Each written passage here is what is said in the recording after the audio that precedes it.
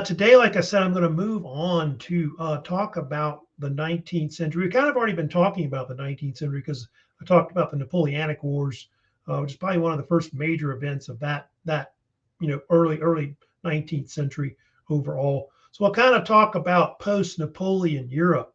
I'm kind of mostly going to talk about the French, kind of what happens to France after Napoleon is exiled, of course, twice.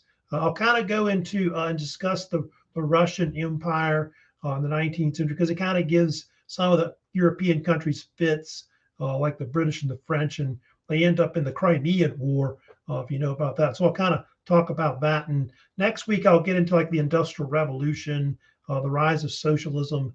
I'm also going to talk about the rise of nationalism and imperialism because if you know about the 19th century, it's the century of isms, all these different movements that, of course, come about. And so we'll be talking about a lot of those kind of different, things that happen in Europe. So anyway, I'm going to first talk about, of course, the restoration of course, the Bourbons. The Bourbons are put back in France, which they are. It's one of the biggest things, I guess, that happens after Napoleon is exiled in the early 19th century. Because remember, they exiled Napoleon twice, first to the island of Elba, of course, and then, of course, they sent him to St. Helena in the Atlantic, which, of course, he never came back after that. So there's actually two restorations. There was one in 1814 and then in 1815. But the Bourbons are basically back in power from 1814 to 1830. So they kind of acted like French Revolution never happened and Napoleon never happened and that kind of thing. And so I'll talk a little bit about who, of course, would be put in power. You see, I'll kind of blow him up right here, but there you got Louis the 18th becomes the monarch in France.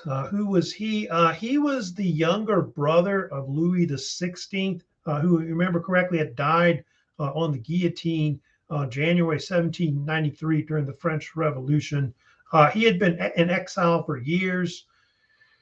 And he was restored by the Congress of Vienna twice, once in 1814, and then, of course, again in 1815 after they exiled Napoleon after the so-called 100 Days, when Napoleon ruled again. And so Louis the 18th was like basically his younger brother, Louis the 16th. And I'll get to it later. They have another brother, too, which is Charles the 10th as well, who will be also a ruler. He is basically restored as a constitutional monarchy, which a lot of this monarchy that they put back in power in France is kind of modeled after the British parliamentarian monarchy that they had. And it even included like a bicameral type parliament that was kind of similar to what the British had. The British had the House of Lords and the House of Commons and all that. They had something similar to it. Which I think it was just simply called the Chambers. I'm not sure it was ever really an official name of it, or somebody would call it the Two Chambers, I think was another name they called it. And they had one chamber, which was the Chamber of Deputies, which was for mostly like the common people. Primarily had middle class people in it mostly. And they had also the Chamber of Peers, which was for the nobility, because the nobility were allowed to come back into pretty much into France.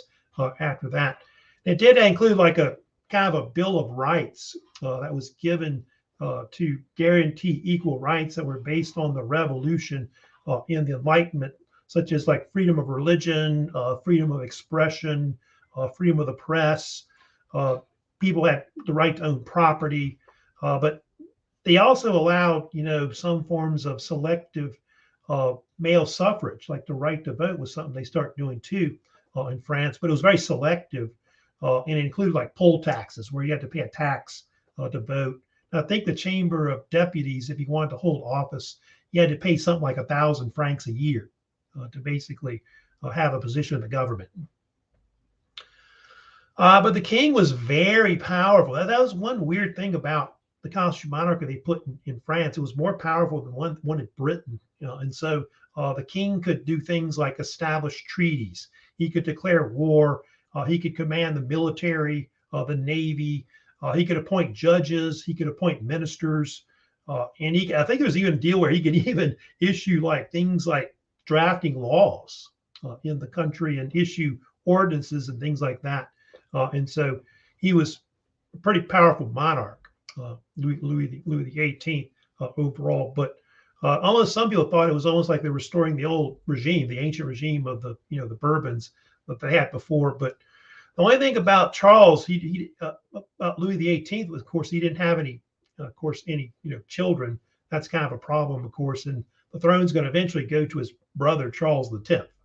Yeah, those are like the three rulers they'll have that kind of reign later. So you got Louis the 18th, followed by Charles the 10th, and I'll get to Louis Philippe the First, is usually called, was another monarch that they had in France as well. But later they have another monarch come in 1824, which of course is Charles the 10th, who's he went by this name, like a title, which was the Count d'Artois, and he had been in exile too, just like Louis the 18th for years. By the way, there was a Louis the 17th. I think I've kind of maybe mentioned about him before, but he died in prison. He was one of the sons of Louis the 16th, and so they officially called him, I guess, a ruler, which he wasn't. And so that's why they have Louis the 18th, with the numbers 16, 17, 18, if you wonder about that. But Charles the 10th was the last Bourbon king of the Bourbon dynasty of France. He was this ultra royalist, which was kind of a conflict when he came in. He really tried to restore the old, absolutist type, Bourbon regime that they had before. And he favored things like divine right theory. It was something that was kind of controversial about him. And the actual, you'll get to it later, but the Charter of 1814, which was what France was restored to in its constitution, you actually tried to oppose it, and even like at one point suspend part of their constitution. And it's going to later lead to him being overthrown in a coup, which I'll get to later. So he only reigns about around 6 years as a monarch. He was famous for starting the French conquest of Algeria, which started, they think, sometime in 1830. They think it was kind of done to distract citizens from like domestic problems that were kind of going on in the country, I think, which also includes like economic problems as well, kind of like, I guess, problems we're having right now in the United States. And if you know much about the French conquest of Algeria, it was really the first where the French start moving into Africa. The French and others will start colonizing Africa, which was part of the whole scramble for Africa, which was, big. It's when the French Foreign Legion is formed, which I think was formed pretty much in Africa in the 1830s, which is a very famous, fighting unit of France, which a lot of foreigners fight in, like foreign soldiers will fight in it. They first took Algiers, which was the capital of Algeria, but it took them years to actually take Algeria because the conquest of Algeria was controversial because of all the guerrilla warfare, where the Arab peoples in North Africa tried to fight off the French, conquest of it. And I think it took them, like, I want to say, over 70 years to actually take it over. And so Algeria later becomes a colony, of the French Empire, which it is, I think, up to like the 1960s, I think 1962, I believe it is, when they voted to leave, of course, France. Now, what happened eventually, though, was in 1830 in July, King Charles X is eventually overthrown. It was due to these so-called July ordinances. Remember, I think I told you how, going back to not Louis Philippe, but Emperor King Louis the 18th, the king could issue ordinances, basically, and there was one he issued in July, which became controversial, which was one where he wanted to try to eliminate the press, because one of the things that the French started to do after Napoleon was they began to give the like newspapers and the press more freedoms basically in the country. So he tried to eliminate the press. Was one thing he tried to do. He also tried to dissolve the Chamber of Deputies, which was the main common people's or middle class political power, in their assembly. And he was trying to exclude the middle class from voting as well. And so the people rose up in what became known, it's called different names, but I know the French sometimes call it the so-called Three Glorious Days, which is like a nickname of the July Revolution, which happened at the end of July from 1826 to 29. And I think what happened was Charles tried this coup to try to, gain more power, and it ended up causing his exile, is what occurred. And so, yeah, the July Revolution is known for a lot of its romanticized paintings. Probably the most famous you may have heard of is the one by Eugene Delacroix, which is called Liberty Leading the People, done around 1830. And he's a famous French artist. And it kind of depicts the revolution, how not just, men being involved, but women, children, even getting involved in the revolution. All the actual French people rebelling against the monarch and forcing him into exile after that. And I think a lot of these monarchs, like Charles X, went into exile later in England. Believe it or not, the English gave him kind of a place to live later, of course. Now, he was replaced by this other king that came in, which was Louis Philippe the First, who, by the way, had all kinds of nicknames that they gave him. He actually was elected, like in a national referendum, basically. And so he got the name Citizen King, or some people called him the King of the French people. And then some people called him the July Monarch, or July Monarchy was another name they called him because of the fact that he was, put in power in July of 1830 after the Revolution. And Louis Philippe had been in exile for like 21 years, part of why they put him in was because he had been one of the people, like noblemen, that had been against the idea of executing Louis the 16th. He had been against it and all that. And he actually was a cousin of the Bourbons. So he was a cousin of Charles X and Louis the 18th. And he came from this dynasty that's called the Orleans dynasty. It's called usually. It's actually related to this man named Louis Philippe. I think if you know about him, who New Orleans, Louisiana is named after, like the Duke of Orleans, I think they call him, something like that. So he's kind of a descendant of him, is what he is.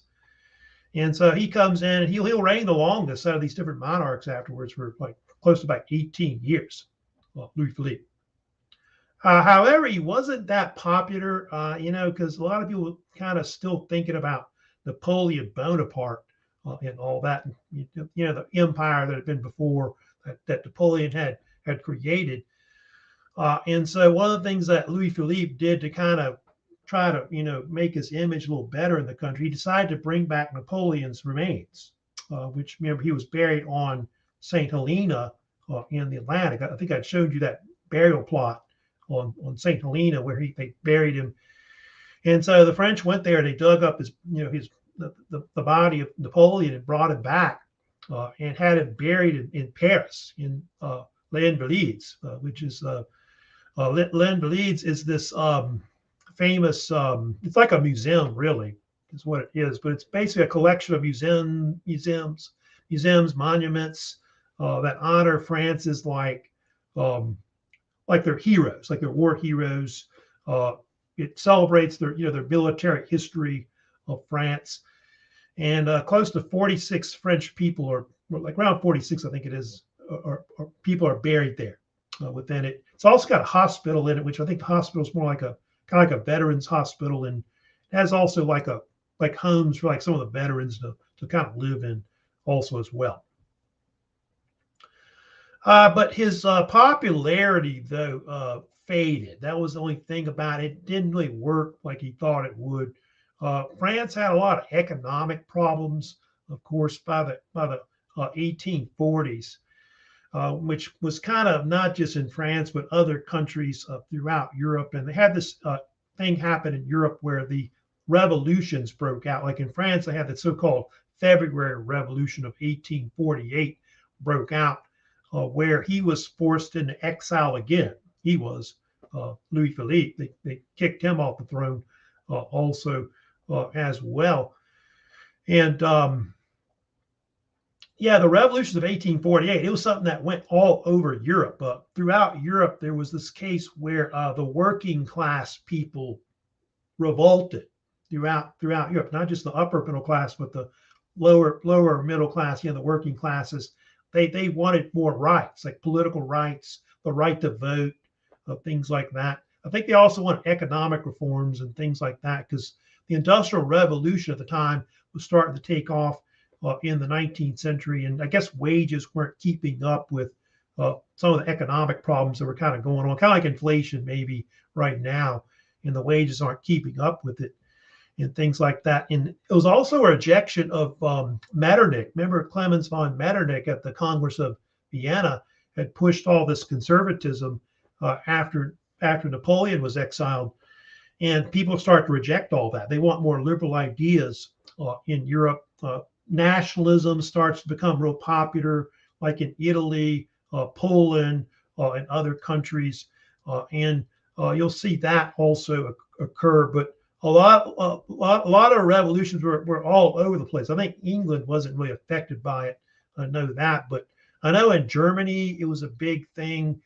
Italy, Austria, they had the Hungarian Revolution of 1848 broke out.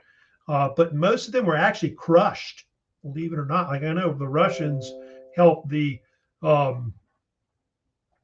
helped the Habsburgs crush the Hungarian Revolution there, as an example. And I think the only one that actually was successful was the one in France. That one actually kind of somewhat worked, but the other ones, it really will be like another 20, 30 years until they really get actual reforms where people have like voting rights and things like that. It's later going to force a lot of countries to develop more constitutional monarchies. You'll see that kind of developing in Europe first, before there's any other ideas like Republican type governments later. So yeah, it was all kinds of things. So yeah, the lower middle class was the main groups that were in it. Peasants, you had those kind of people rebelling too, because they wanted to end like feudalism. It was still like feudalism in parts of Europe that were still there, and all that. But France is, I think, one of the very few countries where you start seeing some reforms, like universal male suffrage is something they start doing. Prussia, like Germany, starts doing it too later. They start having also universal male suffrage as well. Yeah, Karl Marx actually wrote a book about this revolution and counter-revolution, of course, in Germany, of course, that he kind of has. So Marx writes a lot about that period because Marx was kind of a revolutionary himself. We'll kind of talk about him maybe next week. So yeah, the February Revolution, that of course would break out, like I said, would overthrow King Louis Philippe I. He would be pretty much out and exiled. He exiled to England too, also.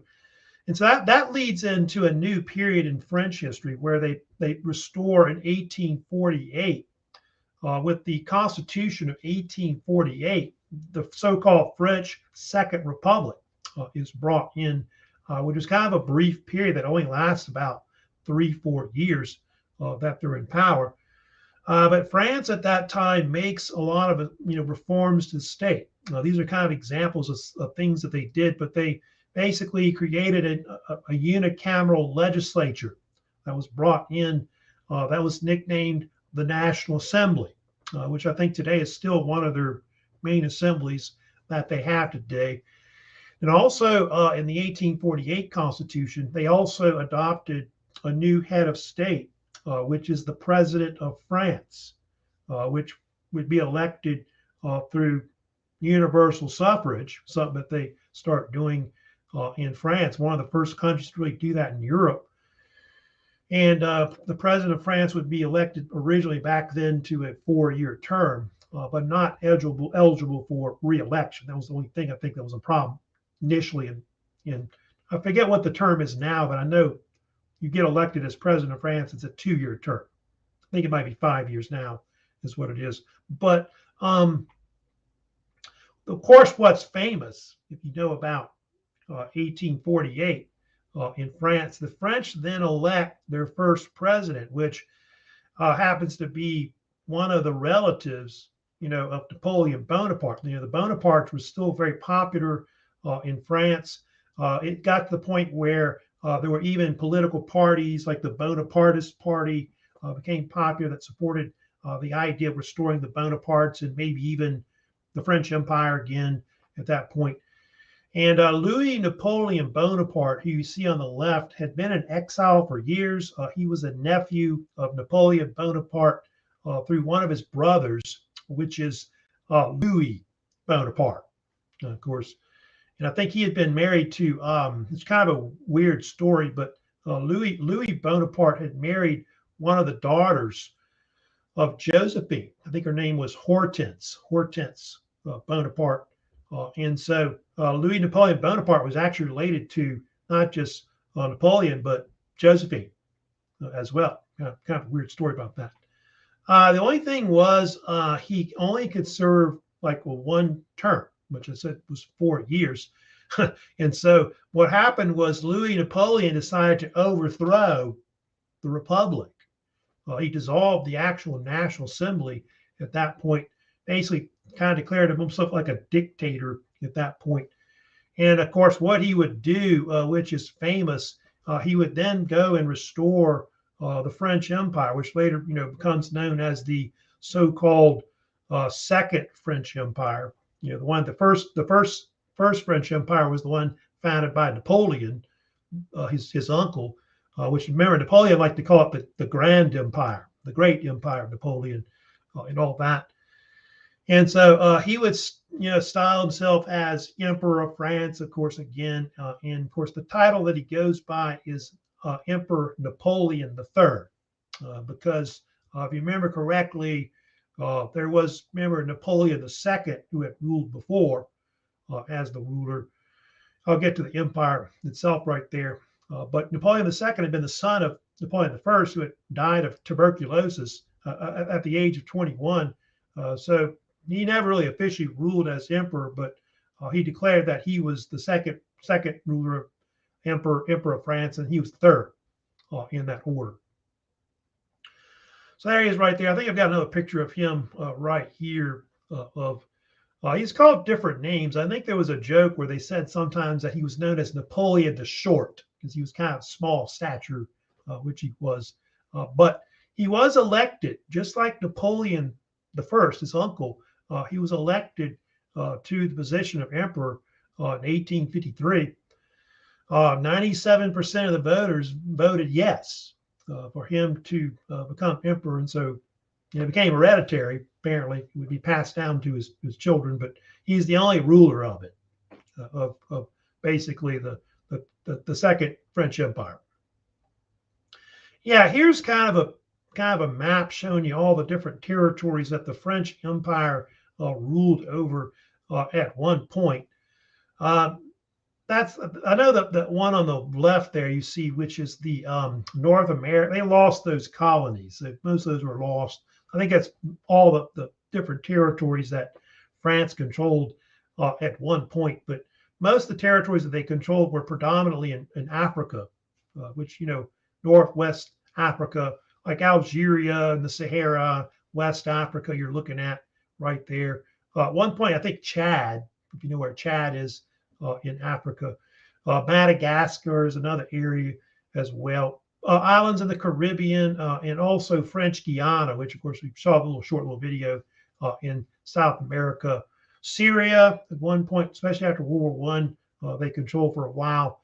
India, they lost that. But later Southeast Asia, of course, is another area that they controlled at one, which was called back then Indochina and later Vietnam. So Yeah, their empire was like somewhere like 4.5 million square miles, which under his empire, it kind of peaked. It kind of keeps going for a while, also up to like around World War One, and then declined after that. But it is one of the largest empires in the world at the time. But it's obviously not comparable to the British Empire, which is almost 3 times bigger than that in comparison. There is one thing he did that's real famous, of course, Napoleon III. He was involved in modernizing the city of Paris, which, the city of Paris was often called later the City of Lights. And there was this man named Baron George Eugene Haussmann. He was the one that was involved in this huge urban renewal program where they basically tore down buildings and redid all of Paris, which, by the way, was kind of controversial at the time when they did it. It was done in the 1850s and 1860s, and they went and just developed new boulevards, parks, public works, new buildings, and things like that were added to the city of Paris. And it was very influential. If you know about this, influenced a lot of other countries throughout the world to kind of modernize, their cities. And you can see there they kind of put the Arc de Triomphe in the middle with all the buildings around it. And a lot of other cities also copied Paris too. Cairo in Africa, like where Egypt is, Buenos Aires in South America, Brussels, of course, as well, Rome and Italy, Vienna, Austria, Stockholm and Scandinavia, Madrid, Spain, Barcelona, Berlin even copied a little bit of what Paris was doing, modernization as well. And Paris is, a unique city in Europe because if you know about it, it wasn't bombed during World War II. And so a lot of these historic buildings and so on are still there. They weren't destroyed because, like Berlin and London and all that were bombed a lot during the war. And so a lot of their old buildings, a lot of them were destroyed. Some of them, anyway, the old cities anyway, was like some was rebuilt, after the war and all that as well. Also, another thing about Napoleon III, he's pretty much the one that helped to get built the Suez Canal. That's kind of important, which was completed in 1869. You see there was a man named Ferdinand de Lesseps. He was this Frenchman that really was the brainchild behind the building of the Suez Canal. This was really an idea that had been around for years, which would help to, create a shortcut between, the Mediterranean Sea and the Red Sea, which would shorten the distance by thousands of miles instead of having to, sail around Africa, which was difficult. And so they mostly built it around the 1860s, and you can see they used close to about 700,000 workers were involved in the construction of, mostly using Egyptian labor, and 120,000 workers died in the construction of it. And so you can see it opened up this new stretch of canal that was 120 miles that linked into the Red Sea. So Suez Canal is, very vital to a lot of economies throughout the world. It's kind of up there with the Panama Canal being kind of important, that links the Atlantic with the Pacific Ocean. And so, yeah, mostly from monies from France and Britain that helped to help it be built and all that. But later in the 20th century, it was controversial. If you know about this, the Egyptians nationalized it. It created the so-called Suez Crisis in 1956, and almost caused World War III to break out. But Egypt today controls it now. Of course, the other thing that he was also notorious for, if you know about this, was Napoleon III developed this thing called the French Guiana, which was a penal colony that was established in South America starting around the 1850s. He basically, Napoleon III got rid of anybody that he thought was a threat to his regime. If you know about Napoleon III's French Empire, it was an authoritarian state, very conservative. That you were like a criminal or somebody that was a, political dissident that was against the regime. they sent you there. And something like 70, 80,000 people were sent there at one point to South America. And its capital is, of course, Cayenne today. And it was actually operated as a prison colony from 1852 to 1953. So about 100 years, it was basically used.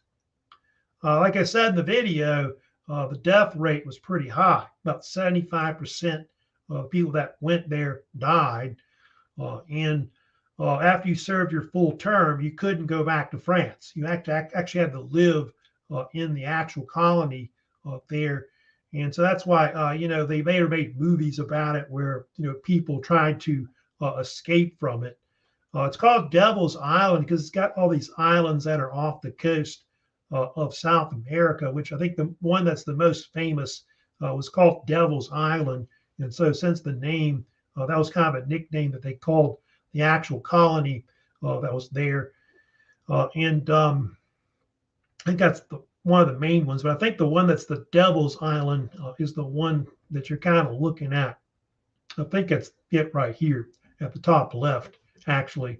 But and that's the one in the middle is Royal Island, it's called. And they also have St. Joseph Island, which is to the top right as well. Yeah, it spawned movies, which I think the most famous was Papillon in 1973, starring Steve McQueen and Dustin Hoffman. And so, yeah, they made a lot. I think they recently made another movie too. I think it came out a few years, like a remake of it. But obviously, the remake is not as good as the original one in the 1970s. 1970s had a lot of great movies that were made at that time overall. One more thing I'll mention too about Napoleon III, he also tried to intervene because one of the things about, the French Empire, they tried to get involved in world politics and controlling the world overall. And there was one thing where he tried to intervene in Mexico. They call it different things, but the so-called Second French Intervention, I believe, is what they usually dub it, which happened in the 1860s, from 1861 to 1867. And apparently what happened was Mexico, which was a new republic at the time, wasn't paying its debts to some of the foreign powers. And so he decided to go in there and occupy it, force them to pay up. And they eventually what happened was they occupied Mexico City.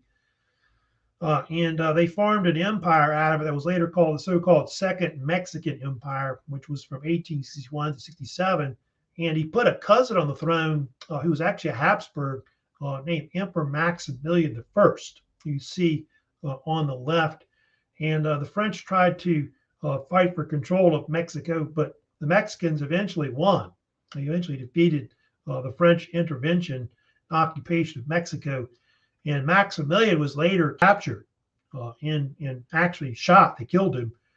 And you know about Cinco de Mayo? You may have heard of that famous, celebration every year. That celebrates, basically the some of the early battles, I guess, that were fought against basically the French in Mexico, where I think it was about Puebla, I believe it is, where they actually defeated them and all that.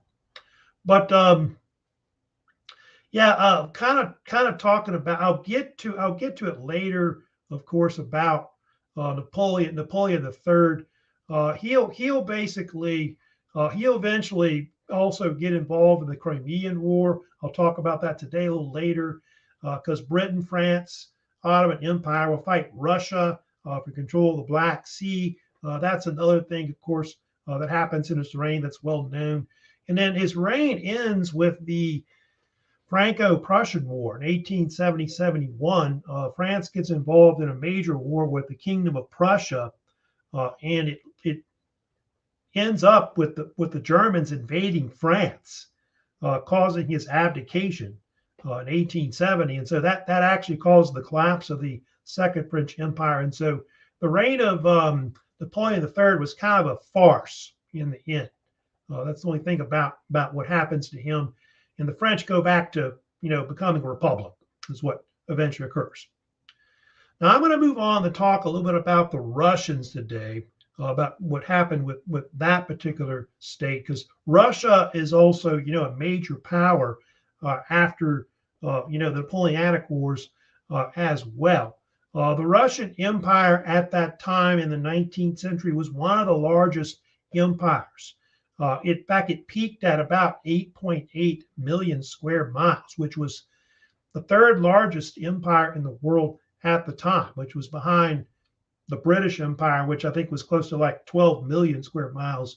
And I think you also had I think it was 12, 13 million, I think is what it was. And then I think the Mongol Empire was a little smaller than that, second largest that you had. And at that time, Russia was becoming a conservative state. This kind of occurs under the monarch, which is, I'll get to in a second, which is Emperor Alexander I. And Russia was still backwards compared to other states in Europe. They were kind of semi-feudal, still living under a, conservative absolutist regime run by the Romanov dynasty at the time. And so they were opposed to Western culture and changes coming in and very anti-liberal. The czars of Russia, but Russia is going to weaken as a power due to a lot of foreign wars, especially the Crimean War was one we'll kind of get to first. But here's kind of a list of the different czars that ruled Russia in the 19th century. Alexander I, well, I'll talk about first. Nicholas I, you had Alexander II, Alexander III, and then you later have Nicholas II, one of the last czars of Russia, of course, that you'll have. Of course, I'll first talk about Alexander I, who reigned from 1801 to 1825. Alexander I was a grandson of Catherine the Great. He, of course, you know about him, was a staunch conservative. He was anti-liberal to the core. He rejected a lot of the liberal ideas of the revolution like in France.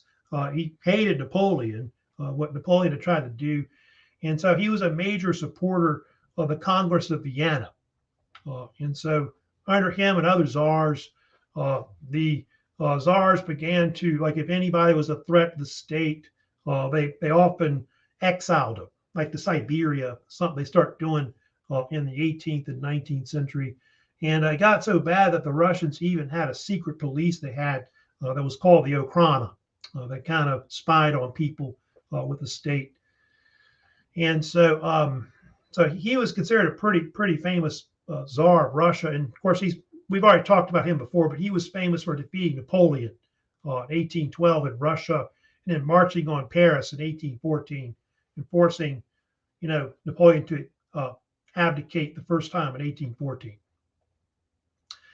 Now, the only thing was, though, after he died in 1825, he didn't have any children, and so he had these two brothers that could get the throne next, which were Constantine, usually known as Constantine Pavlovich, and then he had a younger brother that was named Nicholas, later Nicholas I. And this created a conflict later, which led to what they call the so-called Decembrist Revolt, which broke out in 1825.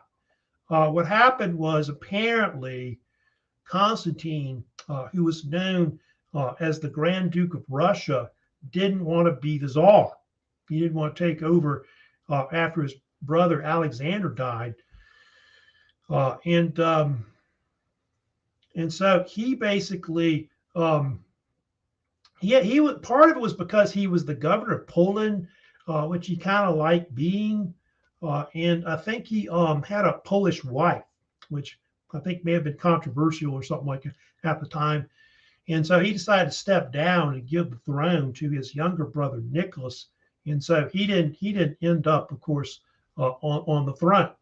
The only problem was you had this case where there were various Russian officers that were in the Russian army that didn't agree with this. They wanted Constantine to be the czar and not Nicholas, the other brother. And so it caused a secession crisis in December 1825, which people called it later the so-called Decembrist Revolt. And then the ones that were revolting, the officers in the Russian army, were known as Decembrists, basically, because of this. And so you end up with this case where they have a standoff, which actually occurs in St. Petersburg, where I think there was about 9,000 loyalist troops on one side were in a standoff in what is called Senate Square, which is a square in Petersburg, St. Petersburg today, in Russia, which was back then the capital of Russia, not anymore. But the Decembrists had about 3,000 men, and then the loyalist troops to Nicholas had 9,000 men that they had, and they were outnumbered. And so Nicholas, who at that point was the Tsar, had to make a choice of what to do. And so he crushed the revolt. He basically, I think, used cannon to fire at the Decembrists and broke it up. And those that weren't killed in that crushed revolt most of them were arrested at one point and put on trial. And they were eventually, those that weren't executed were sent into exile. They were actually sent to Siberia, like I talked about, like the Russians start doing. And it even included their wives or fiancés went with them too in exile. So yeah, Nicholas will come in and he'll reign from 1825 to 1855 as the Tsar of Russia, Emperor Nicholas I. Nicholas did try to modernize the country a little bit. That was one thing he started doing. And one thing he did was he began to build some railroads in the country in Russia, which were mostly in the western half of the Empire of Russia. And then the other thing he started doing was he also began to build this major highway, which the Russians started constructing, which was called the Siberian Route. They started building in the 1800s, which would connect Moscow with parts of Siberia. You can see it went from Moscow all the way to past Lake Baikal, which was in the eastern part of Russia and Siberia. And then parts of it would link up with Mongolia and also China. And so the Great Siberian Route was sometimes called the Tea Route, is what people called it, because it became part of this new Silk Road that would connect with Asia, not just tea, but silk and other things that they got from the East. And it'll be kind of important later because that's how the Russians will use that route to build like the Trans-Siberian Railway that connects east to west Russia, and also includes like a major highway system, interstate system that kind of goes from west to east across Russia today as well. But very few people live in Siberia. I think like 20% or less actually live in that part of Russia overall. Now, one of the things I'm going to get to, which is very famous today, of course, is the Crimean War, which broke out, by the way, at the end of Nicholas I's reign. This, of course, was an incident that happened between, you can see, 1853 to 1856, lasted about 2-3 years. And it was a major conflict that broke out between Russia and the Ottoman Empire. But it would draw in also the British and the French, empires. They would get involved in the war, and there were different causes of why the Crimean War broke out in the 1850s. It is, by the way, considered one of the major wars that happens, in Europe. I think the other ones would be the Napoleonic Wars, and maybe the Franco-Prussian War might be the other big war that broke out in Europe that was kind of bloody. And it was caused by different things. One cause, of course, was the fact that the Russians were trying to control the Black Sea, especially the northern coast of it. Also, the Russians wanted to take over the Balkans Peninsula, which was below there.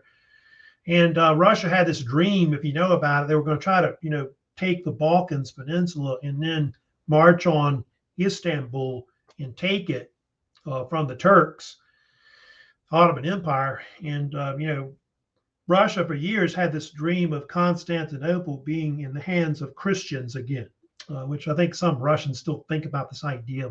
I know in the 19th century was a popular idea that was big. And so that's part of why I think they wanted to go to war with the Turks, to defeat them, break it up, and maybe take their land and all that. Nicholas thought it was possible because of the fact that he saw the Ottoman Empire, the Turks, as declining. He called him the sick man of Europe. The fact that this country was not the way it used to be. Ottoman Empire at one point had controlled parts of the Mediterranean, like around North Africa and Eastern Europe, but it was starting to shrink and decline in the 19th century. And so he kind of sees it as this declining state that they could knock over and just take over some of their territories. Now, the Crimean War, of course, you see would last 1853 to 56. There were other causes of it that I can kind of talk a little bit about the British and the French, like why they got involved in the war. And yeah, those empires were kind of fearful that the Russian Empire were going to disrupt not just trade in the Black Sea that was going on at the time, but also in the Far East. You got the French trying to get into Southeast Asia, British in China and all that. And so they're really concerned that the Russian bear, is going to upset a lot of trade in the East. And so they see this as an attempt to weaken the Russian Empire and make them less important, not just in Europe, but in Asia as well. Also, they do think there was a religious cause as well. It had to do with the Christian churches that were in the Holy Land. And apparently there was a conflict under the Ottomans, ruled where Palestine or Israel is, where they have a lot of Christian churches in the Middle East. And the conflict was like which Christian religion should control it. Should it be the Orthodox faith or the Catholic faith? And the Ottomans favored the French Catholics controlling it. And so Russia is Orthodox, and they don't like that. And that's another thing that really helps to cause the war also as well. Now, another thing that's famous about the Crimean War, which we'll mention about it, it was considered one of the first major modernized wars. I think that in the American Civil War, or some of these first wars where you start to see, modernization coming in, where they start using things like railroads to, ferry men to the front lines, or ship, supplies and war goods. Telegraph was also used, like the magnetic telegraph, which had been invented in the early 19th century, is also used for telecommunications. And it was one of the first wars where you see photography, which the French were the ones that kind of developed photography and cameras. And so you get pictures of like the soldiers and the battlefields and things like that that also make the war famous as well, because they think the Crimean War influenced like the American Civil War also as well. Military started to use like mass-produced rifles, exploding artillery shells. Navy started to use like sea mines as well. Armored ships, you see that they start going from wooden ships to armored ships is something new overall. Long-range cannons, of course, things like that are being used. And so mass production of steel, that's something that's kind of important, that kind of starts around the 1850s, that also changes warfare as well. I'll get to it, of course, right now. I'll kind of talk about the main conflict in the war. They have the so-called siege of Sevastopol that occurs. And the siege of Sevastopol was mostly the major part of the Crimean conflict. It had to do with the Crimean Peninsula, which is in the northern Black Sea. It's kind of like southern Ukraine is where it would be today, which the Russians control now, if you know about that.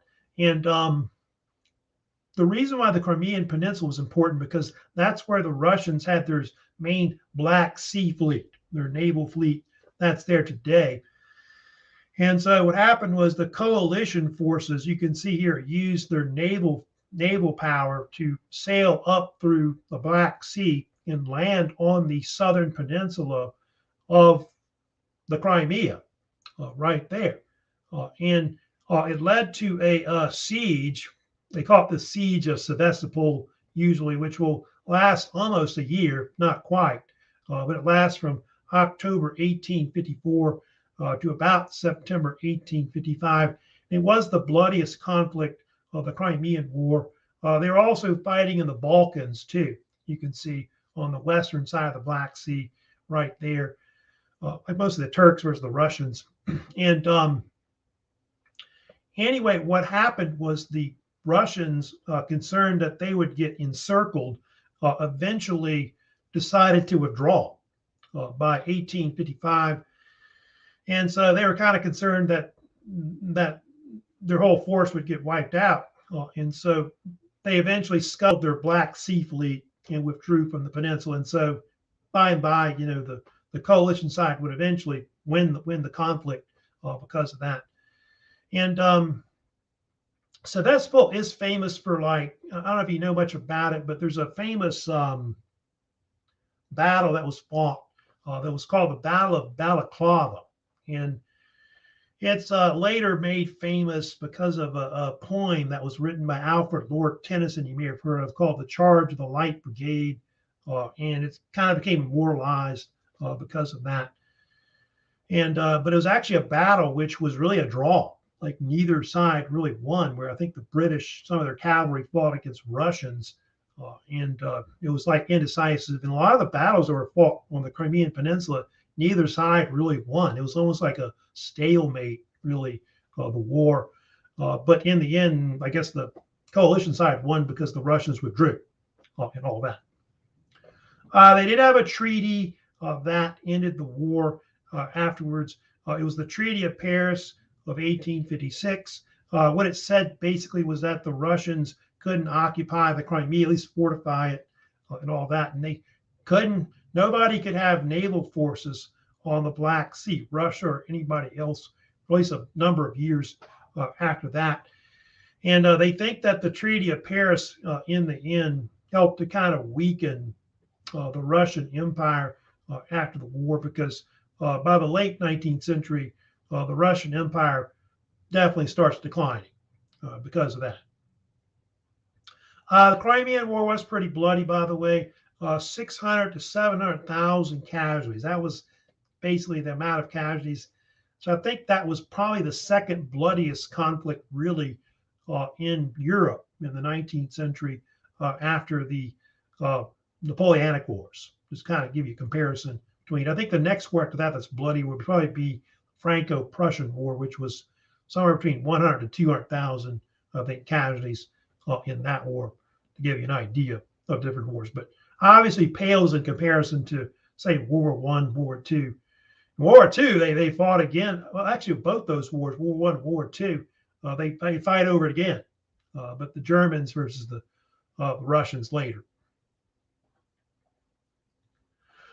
There is one thing that I will mention about also, of course, the Crimean War. It is famous for modern nursing starting. If you know about this, Florence Nightingale set up hospitals that were mostly for English soldiers that were injured in the war. I think in Turkey is mostly where she created them. And so she's kind of instrumental in creating like early modern nursing. And she was later nicknamed the Lady with the Lamp, as they called her. And later in England, she founded early hospitals. And I think she created some of the first early like nursing schools, like to educate people on how to be a nurse and all that, which men and women, I think, were kind of, I think men were originally nurses first, and then later women became predominantly nurses overall. Now, I'm going to talk about next what happened after the Crimean War. Now, after the Crimean War, the Russians realized that they got to, make changes to the country. It later led to some modernization, even more afterwards, and even some governmental reforms were created afterwards, which mostly occurred under Emperor Alexander II when they did this. And one of the things that Alexander II is very famous for, if you know about it, he eventually decided to emancipate the serfs throughout the country. And so 1861, he abolished serfdom in the country. And so later he was nicknamed in Russia Alexander the Liberator, the Tsar Liberator. And I think Abraham Lincoln, I know the United States is sometimes been compared to, he's kind of like a Russian Lincoln, kind of with doing this. And the amount of serfs, it varies on it, but they think like close to maybe 25 million or more were actually freed at one point throughout the country. And they were given like, rights as free citizens in Russia, even the right to like own like land, business, property, things like that overall. So those are some things that he began to reform. But Alexander also, like I said, tried to modernize the country, building more railroads, modernizing banks, manufacturing, and things like that. Early industrialization, starting in Russia pretty much at the time in the 19th century.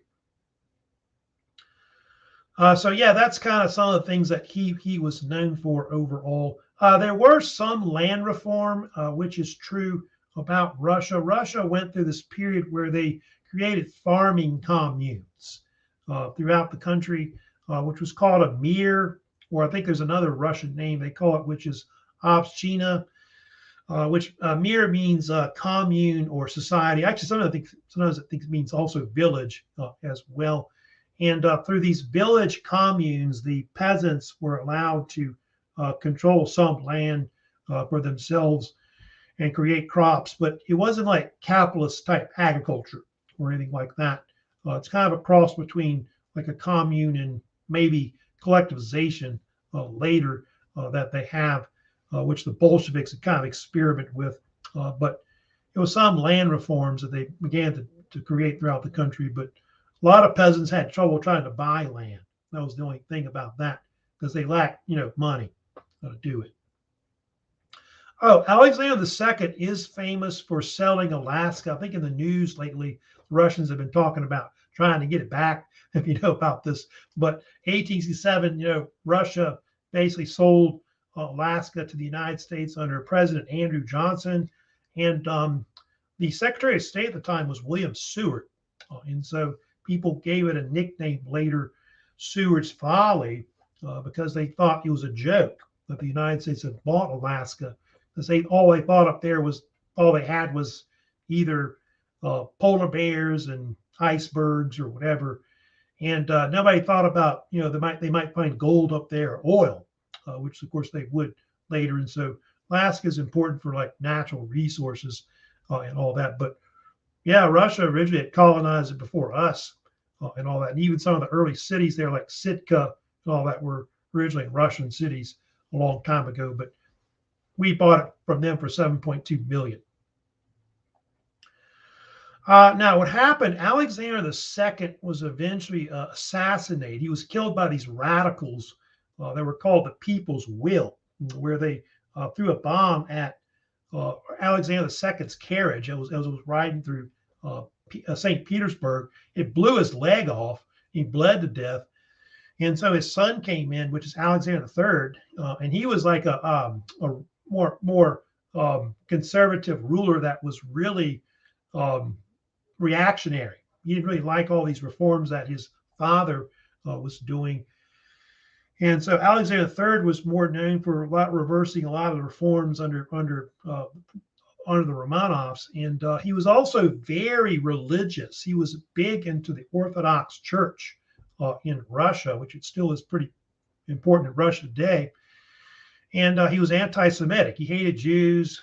He even started this wave of persecutions across Russia against Jews, which were called pogroms. And these were like anti-Jewish riots that broke out throughout the country, which mostly were in Western Russia, like in the Ukraine and Eastern Poland. And Jews that weren't killed, a lot of them were forced to flee Russia, which a lot of them fled to the West and in the United States later But in Russia for years, they've often been, very anti-Semitic against Jews. It's also under Alexander III that you have this so-called, they have this new railroads that's built across Russia, which is called the Trans-Siberian Railway, which was built from 1891 to 1960. He was the actual czar that started it, just the first few years of it. And then most of it was finished by his son, which will be Nicholas II. And it connected Russia with Siberia. As you can see, following that Siberian route I told you about that had been initiated under Nicholas I. And the railroad linked up all the way to the Pacific Ocean, where Vladivostok is on the Pacific. And Trans-Siberian Railway is pretty important. Not only does it connect trade, up with the western part and eastern part of Russia, it also, they think, later led to a lot of migration into Siberia, which eventually, you get this case where people start to, help to colonize the eastern part of Russia there. Railroad's pretty long. It's not quite 6,000 miles in length. I think it's like 5,700 miles is the actual length of the Trans-Siberian Railway. But you can see the idea was to use this railroad to connect Europe with Russia and then Asia, and you'd have this continuous, network of trade that went from, west to east overall. It did result in a lot of migration, so around 10 million people began to populate the eastern part of Russia, especially close to around World War I. But like I said, today, still in Russia, maybe 20% of the population lives in Siberia, which especially the eastern and northern parts are really cold. So it's kind of hard to live in those areas because it's so close to the Arctic, Circle and all that. Later, they would have Nicholas II, who completed later the Trans-Siberian Railroad around World War I. He, of course, was known as the last Tsar of Russia. Empress Nicholas II reigned from 1894 to 1917. He kind of reigns during a period where Russia is starting to decline. At that time, it's not a big power, compared to British Empire. Even the Japanese Empire, in the Far East, is starting to rival the Russian Empire. And this was definitely seen as being very true in 1904 and 1905 when the Russo-Japanese War broke out, where Russia fought the Japanese Empire in the Far East. And the Japanese Navy actually practically destroyed the Russian Far East Navy that was fighting close to Japan. And that was because of the fact that the Japanese were trying to control part of East Asia, like Korea and all that. And so Russia, Japan were kind of fighting for control of that area close to China.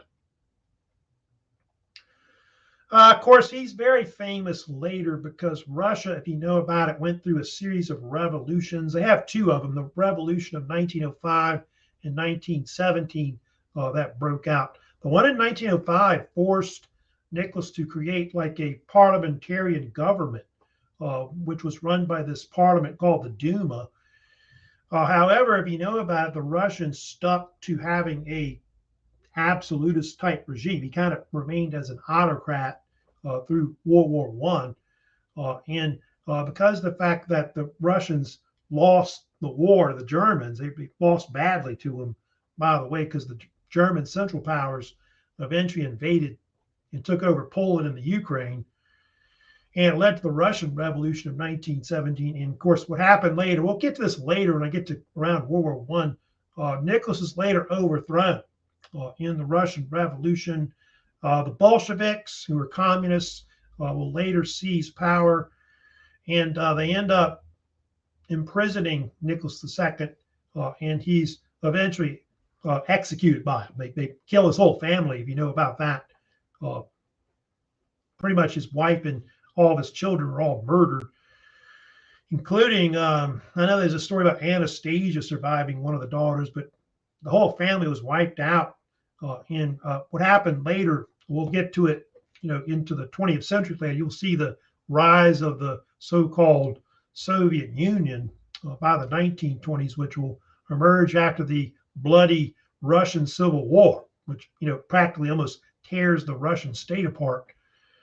And so after the Romanov dynasty goes out of power, 1917, Russia kind of declines for a while. They'll kind of come back and they'll become a major power by World War II, but that won't be really until probably Joseph Stalin. Stalin kind of helps to kind of industrialize the country even more, and he'll make the Soviet Union and Russia like a major power, of course, by the Cold War.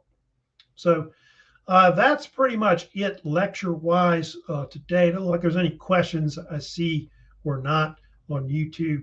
But don't forget, I've got, reminders about assignments that are out there y'all need to work on. Of course, the British quiz, I think that's one of our major assignments that's out right now. I'll probably try to keep that open a little longer for you to wrap up. Second vocab due Friday. Don't forget about that. And I did post a new little video assignment for bonus credit, of course, on the famous Devil's Island prison colony. I got a little documentary you can watch, of course, on that.